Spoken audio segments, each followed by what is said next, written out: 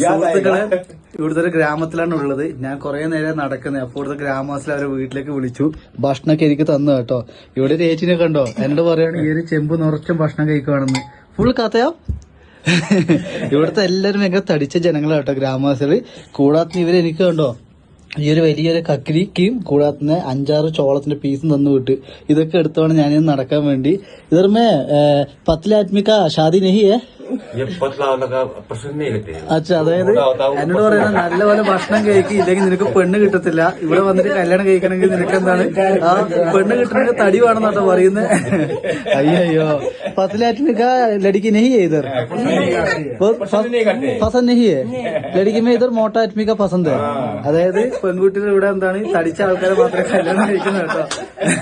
ഇവിടെ തമാശ പറയുന്നതാണോ ഒന്നും അറിയത്തില്ല. എന്നോട് പറഞ്ഞു നീ ഇവിടുന്ന് കല്യാണം കഴിച്ചോന്നൊക്കെ. നല്ല ആൾക്കാരാണ് കേട്ടോ. ठीक है, बहुत अच्छा लोग है गाँव वाला.